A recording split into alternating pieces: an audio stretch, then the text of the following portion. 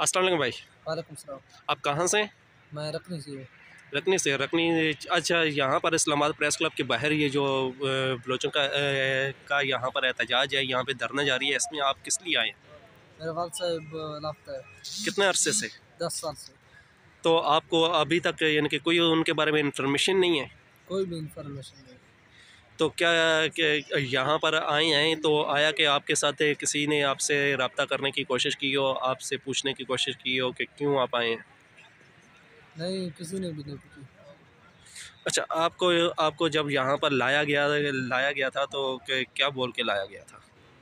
मैं एक उम्मीद लेकर इस्लामाबाद आया हूँ। जब हम इस्लामाबाद पहुँचे तो हमें गिरफ्तार किया गया और हमें 7 दिन अटक में रखा गया। अच्छा, आप भी उन गिरफ्तारियों में शामिल थे? जी हाँ। 7 दिन अटक में आपको रखा है? एक दिन उधर शालीमार में, 6 दिन उधर। अच्छा, एक दिन इधर रखा, उसके बाद आप लोगों को अटक पे ट्रांसफ़र कर दिया गया था। जी हाँ। तो अटक में आप लोगों के साथ कैसा रवैया रखा गया? अटक में रवि अच्छा था। उधर हर चीज़ मुहैया था। बाकी बिस्तरे कम थे, सर्दी लगा। बाकी वो खाना अपने मुकर्रर वक्त में मिल रहा था, जिस तरह औरों कद्दू को दिया जाता था। अच्छा, आपको वहाँ से छोड़ा कब गया? मुझे 27 तारीख पर। 27 तारीख को, यानी कि 3 दिन पहले। जी हाँ।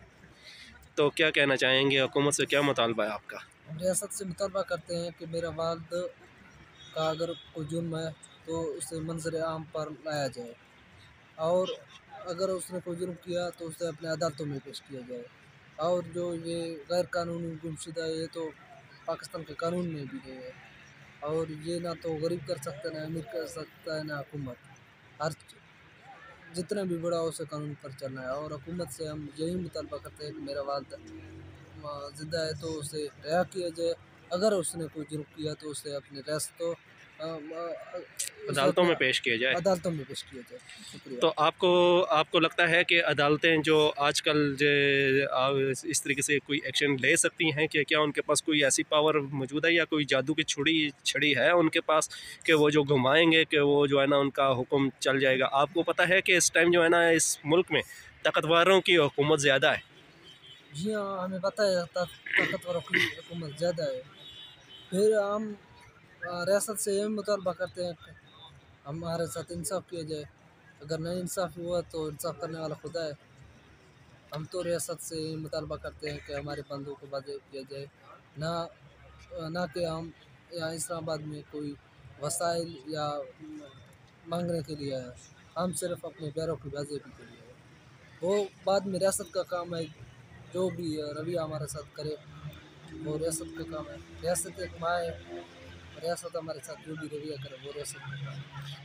अच्छा, आप मुझे ये बताएं कि इस ठठरती सर्दी में आपके पीछे देखें, हर तरफ जो है ना यहाँ पर आग जला के बैठे हुए हैं खुले आसमान के तले। आप लोगों को सर्दी नहीं लगती?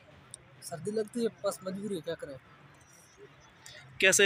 रात कैसे गुजारते हो यहाँ पे? रात बस सर्दी में गुजरते हैं। बाहर कुछ ऊपर ओढ़ने के लिए कोई चीज़ें वगैरह नहीं होती? चीज़ें होती हैं। तो यहाँ पर आपको और किन किन चीज़ों की कमी है कि जो आपको यहाँ पर जो है ना प्रोवाइड की जा सकती है? हमें किसी चीज़ की भी कमी नहीं है। हमें कमी है सिर्फ अपने बंदों की।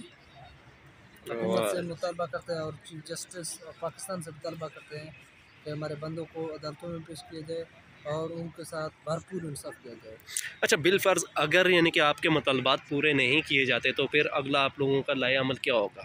अगला तो पहले डॉक्टर मरंग ने कहा कि हमारा हम वो रोडों पर बैठेंगे। बाद में देखेंगे जो डॉक्टर का मशवरा हुआ वो करेंगे। चलें, ठीक है, बहुत बहुत शुक्रिया। ठीक है।